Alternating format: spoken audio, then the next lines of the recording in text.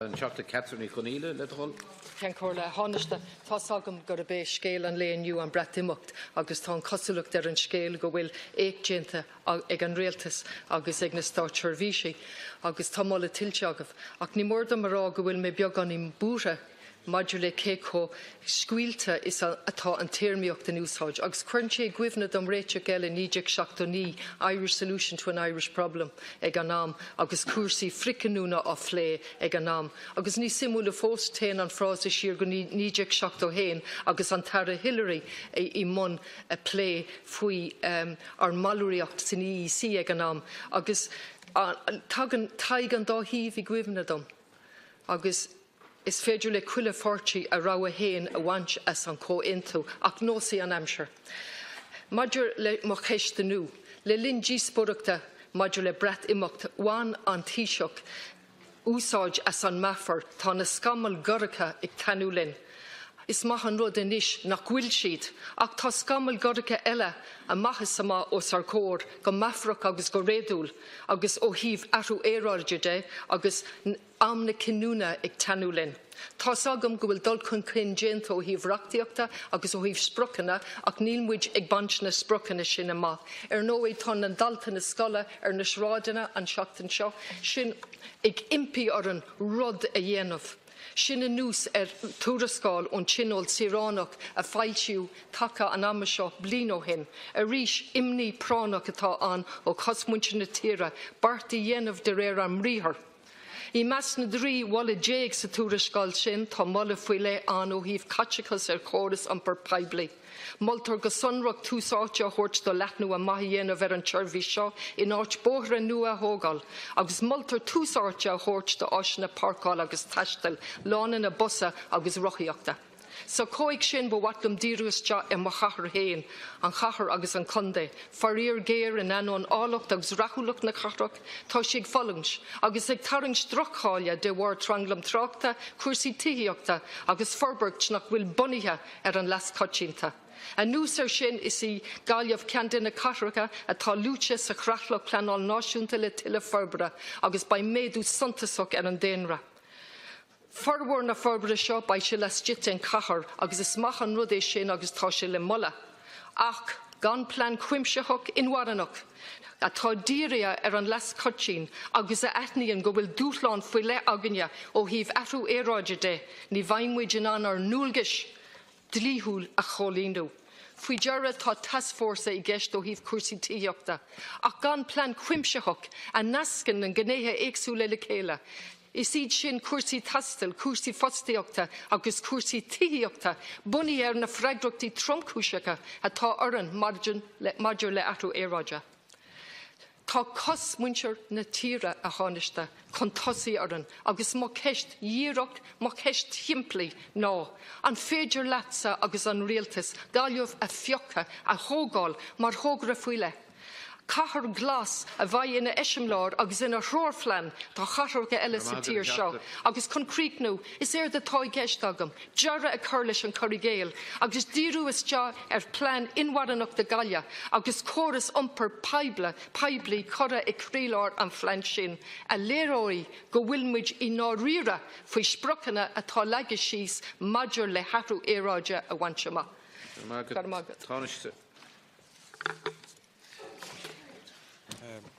Thank you, Deputy. And first of all, thank you for your comments in relation to the Brexit management in relation to the government.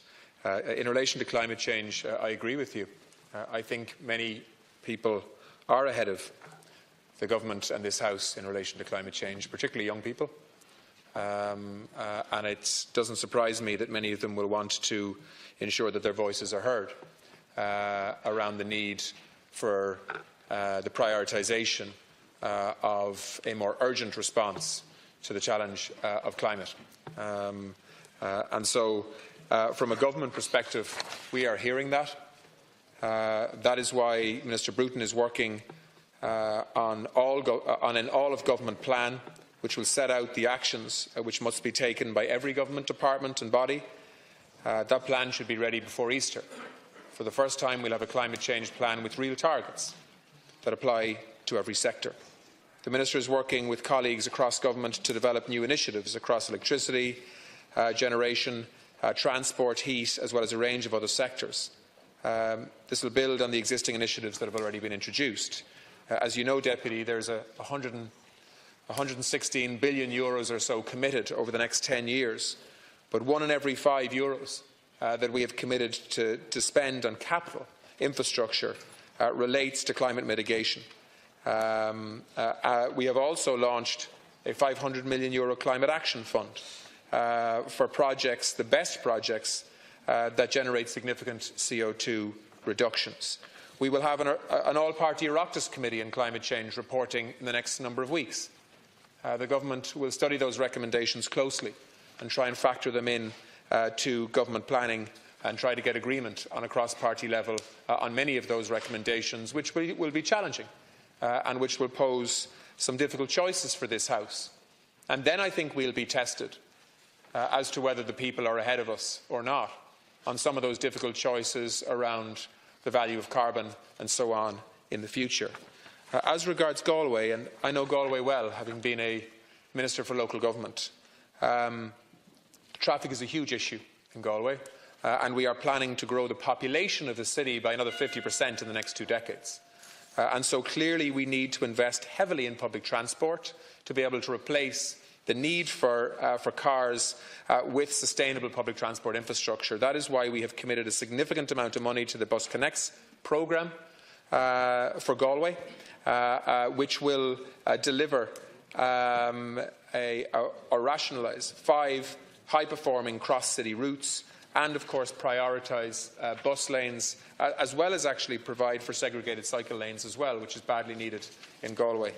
And I'll come back and follow up on your final question when I get a chance to respond for a second time. Thank you, Tánaiste. Míle mágad Tánaiste ach má ceist an féidir leat galamh a fiocha mar eisimlár agus chuna haspáint cad is féidir dhéanamh le cathair atá sáte I dranglam tráchta agus tá dranglam tráchta cuasaí tithiíochta agus cuasaí fostaíochta fitte fúte le chéile agus tá méid rá leat agus déntí túlam go bhfuil fhorbairt I ngáile tá sé ag leanant na forbarthirí a ríis níl plan cuimseach I gceist tá neart talamh agan in Gantar na Dugana, tá neart talamh agan I lár na Cathrach I stáisiún ceant, tá neart talamh agan sa sean Airfort, ní léon gá le feiban in ngáile. Drog fleanáil I gceist aspa físe agus aspa plan cuimsithí chun dul inglé le na feibanna agus ba cordún plan cuimseach a réiteach go pránach seo an dál dearannach chun dul inglé le Athrú Aeráide. Níl an dar a ráha agan. Tá na gasúr óga na sráideanna ag impi ar an rud I dhéanamh. Híní 22,000 duine I ngáile. Híní siad factas agus písa pápar ag impi ar an rialtas brenn ar thuarascáil féidearthacht le leit réile cadar fáil mar cuid den réiteach 22,000 duine bhí siad ag seasamh sa sneachta ag iarú takeíocht a thuirt den acaíocht. So má ceist an féidir libh gaillimh a fiocha mar eisimlár agus an rud cartearta dhéanamh agus a haspáint go bhfuil se bhí náíre. Donna gasúr a mai ar an sráid ar na sráideanna an teachtainse gur mágad a cén chomhairle. Tánaiste le do hol. Deputy, I think we can show students that will be on the street in a few days' time that we are serious.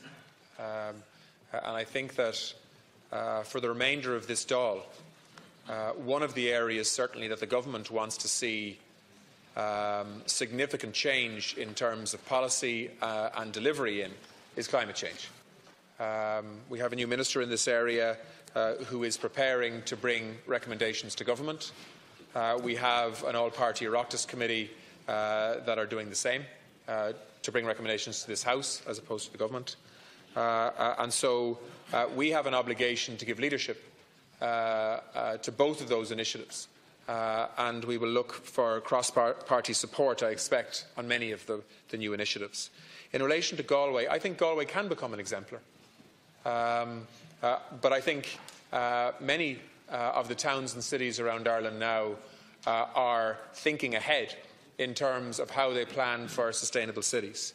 We have a transport strategy for Galway City that was prepared by the National Transport Authority in partnership with Galway City Council and Galway County Council that was signed off in 2016. My concern is that we keep adding new plans but aren't actually delivering on previous ones. Thank you, Tánaiste. And you and I know of the frustrations in Galway around housing in particular.